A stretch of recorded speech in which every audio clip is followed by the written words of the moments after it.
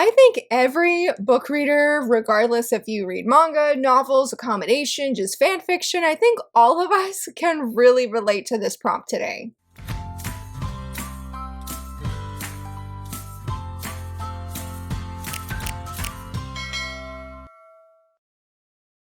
Hello friends, happy Wednesday. It is the first Top 5 Wednesday of July and I'm so excited for all of these prompts. Actually, well, pause. First I'm going to tell you what Top 5 Wednesday is about and then I'm going to tell you something else. In case if you're not familiar with Top 5 Wednesday, in a nutshell, basically each week I answer a prompt using 5 books, but in this case I do manga to reflect the said prompt. And all of the prompts for the month of July are actually inspired by a friend's manga challenge that she is hosting on Instagram through the whole month of July. Her prompts are inspired by Taylor Swift. I forget the name of the challenge right now, but I'm gonna leave the graphic here as well as a link to the bottom, or in the caption I mean, in case if you would like to participate and follow along. I really loved a lot of the prompts that she had, even though I had to laugh because I did the Top 5 Wednesday prompts and then I was like, I'm sort of stumped on some of these. So for today's prompt though, we are talking about manga books that we would love to read again for the first time. And this was a little bit of a tough one because next week's prompt, it's some of my picks for this week I wanted to use for next week and like vice versa. And I'm like, okay, I gotta think of titles that don't necessarily fit for next week's prompt, but could still work for today's prompt because I sort of feel like there are plenty of books that I would love to be able to re-experience all of the feelings that I felt the very first time that I read it. All the highs and all the lows. I mean, I didn't choose it, but I feel like Strobe Edge would be a really good one. It had so much angst, but I absolutely loved it. Was so impacted by it. And here's a review if you like to check it out. Like I said, I didn't do that one, but I should have because that one got me hooked on Iosaki Saka and really feel like I would just love to be able to re-experience everything I did in that series. So all of my picks today are manga that I would love to reread or read again for the first time and again, just experience all of the things. And for number one, it had to be number one, and that is Haikyu. I mean, I've read fan fiction of this, have bought tons of fan art, have commissioned fan art of Haikyu. I love these characters. They changed my life. I would love to be able to read this story again for the first time and go through all of the emotions that I went through the very first time. I have reread some of the volumes plenty of times. I've definitely rewatched the anime more than once, but there's just something so special about this story, though I think we all would agree that the story is amazing, but it is the characters that really make this story, especially Hinata, who is my all-time favorite character. He could do no wrong, as I tell people. I just love him. He is so inspiring to me, and I feel like just being able to feel that all over again for the first time of how he just captured my heart would be such a special experience. I definitely feel that those feelings I did back then still now, and I feel like they're just as strong, but again, I think it'd just be an amazing experience to be able to re-experience Haikyu for the very first time. I can't wrap my mind around that, to be honest, but it would be, again, it'd be so incredible. For number two, I decided to go with a cat manga, and that is I Am a Cat Barista. I read this sometime this year, did a review on it, and actually made coffee for the very first time and filmed my journey making it for the very first time. It was a lot of fun. I love this 2-volume series, though. It was deeply impactful. I was really struggling mentally and emotionally when I first read this series, but I would love to go and read this for the first time again and feel all the encouragement that I did when I picked up this series. I mean, it honestly just hit me at the right moment, cried at multiple points, but that's just because I felt so seen and I felt like Hachi, our barista, was just speaking to me personally and just uplifting my weary soul, because that's honestly how I felt. And that's part of the story, is only the weariest of souls can find his cafe, and he doesn't ask you what you would like to drink or what you would like to eat. He just makes what he feels will encourage that person the most. And I felt like with all of these chapters, despite the massive age difference in some of them or their walks of life, that each of these people that he meets and he interacts with and he talks to deeply just touched me. I found relatability in all of them regardless of the age. Like there was a young kid, there was an older, I think it was an older woman or an older man, and it was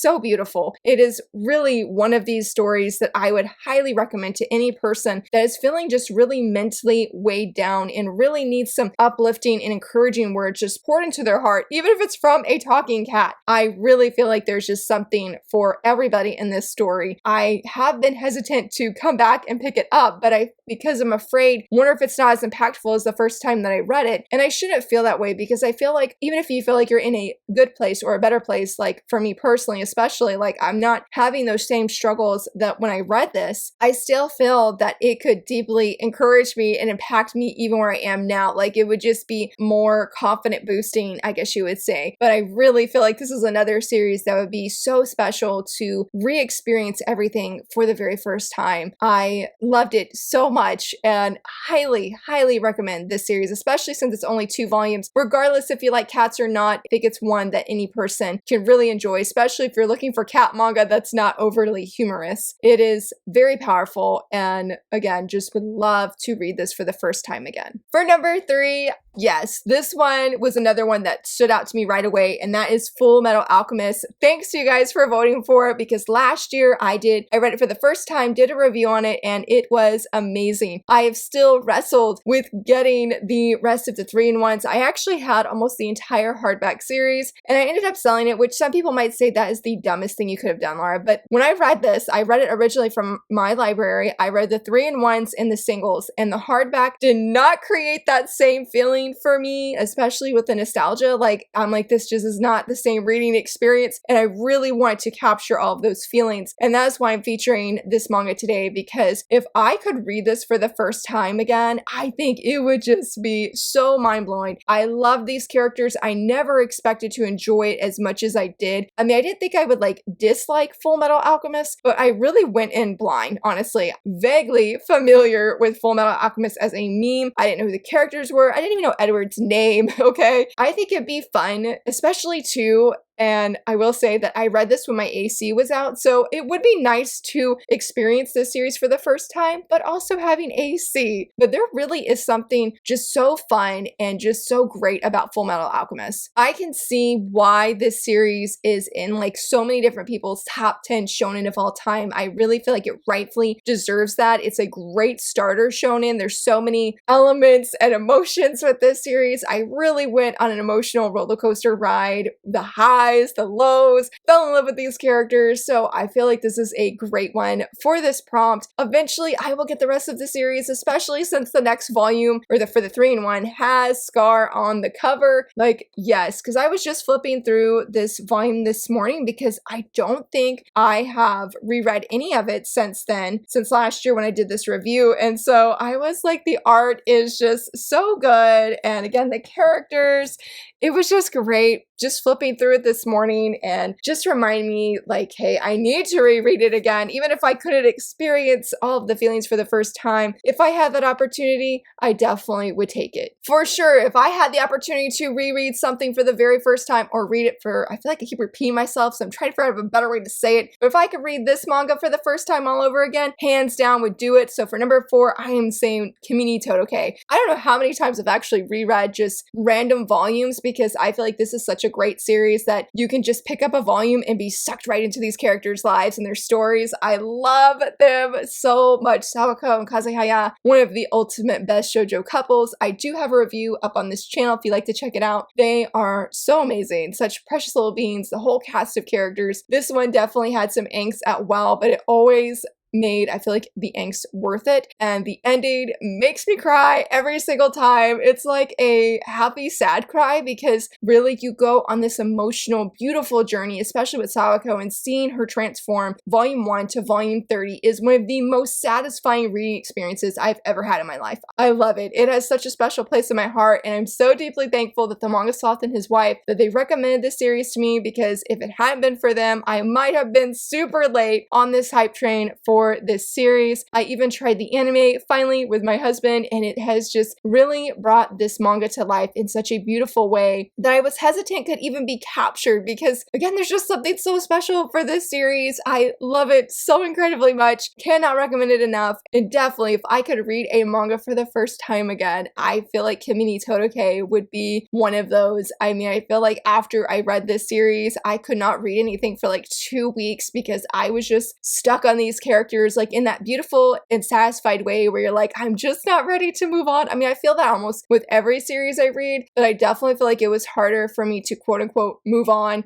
to something else to read because I just was stuck in this story world I was thinking about all of the time. It is just so wonderful, and I'm like, I need more merch of them because I'm like, they're one of my favorite shoujo couples. I think I have like one sticker, and I'm like, we've got to fix this, Laura. We've got to fix this. For number 5, I'm going to go ahead and say what the manga is, and then I'm going to say, because it involves one of my biggest regrets I've ever had with this channel. It involves this manga, and that is Shortcake Cake. I love this series. I read it last year for the first time. I filmed a manga review, but I had so many spoilers, like there was just no way to cut it out. My biasness was just shining in that review, and so I was like, Laura, you can't post this for the 25 days of manga. Like, it's got to go. And it is still one of my like biggest regrets that I have read this series, love this series so much, but I don't have a review, a video review to be exact, because I do have written reviews on Goodreads, but I'm like, I don't have any kind of video on this, and I'm like, I need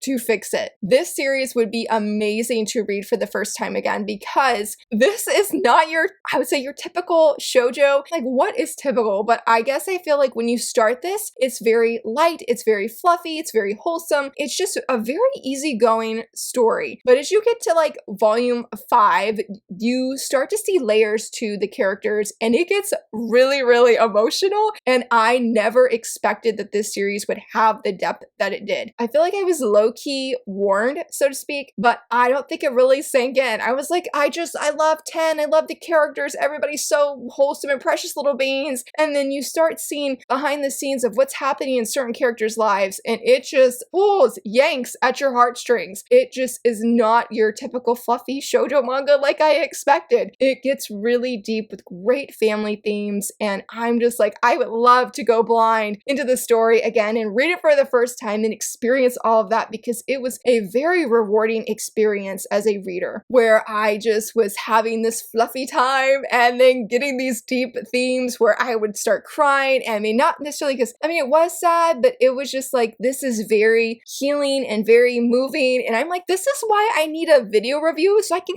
capture those feelings that I felt and convey them to other people. So I'm hoping, I don't know if this year, but I'm hoping at some point, I definitely am like, I'm going to reread this series and I am going to share those feelings, and hopefully when I do reread this that it will feel like I'm reading it for the first time, because I would love that. I honestly would. It's just another series that's very special and very beautiful, and seeing how the whole cast of characters grow, but especially the male lead was absolutely amazing. I mean, it is a phenomenal shoujo manga that I would highly recommend. I feel like it's fairly under the radar, especially because these creators' other work are very well known for A Side of Affection, rightfully so, but Shortcake Cake is one not to pass on, where you're like, well, that just sounds fluffy, nothing new. Maybe it doesn't necessarily have anything new, but I really feel like the execution of the characters healing and growing and coming together is very refreshing and very good, and it is definitely one that I'm like, I would never give up this series from my collection because of the impact it had on me and how much it surprised me, but in such a good and delightful kind of way. Okay, so for my honorable mention, I feel like maybe technically this doesn't fit because I literally just reread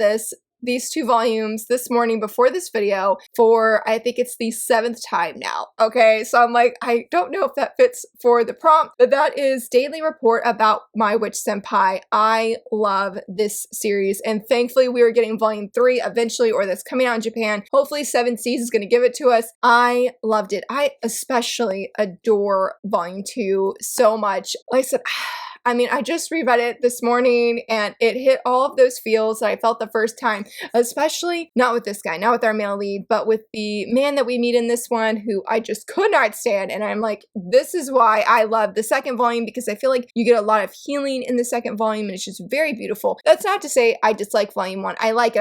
love volume 2 more is its all. Even though I literally just reread it this morning, I do feel it would be so cool to read this for the first time, coming in with me being hesitant and like, I really just don't know if this is for me, and having those expectations completely blown out the water, being surprised all over again, and absolutely just falling head over heels because this romance is so good. I mean, I was gonna say it's the sweetest, and maybe it's not the sweetest romance, but the healing that takes place in the senpai and our main girl's life is so beautiful. So I just would love to read this again for the first time and, like I said, be blown away and just be like, wow, I didn't know I would love this so much. I absolutely love it, and I just want to go reread it again. Wasn't something I was planning to reread again this month, but it was so nice and highly recommended. It's so very, very good. And those, my friends, wrap up my picks of manga series I would love to read for the first time all over again. But I would love to hear from you, friends. What is a book or manga or a series that you would love to read for the very first time? Just experience all the highs and the lows, just everything in between of what made you love that series in the first place. If you enjoyed this video, please give it a thumbs up and subscribe, and thank you so much for watching. Bye!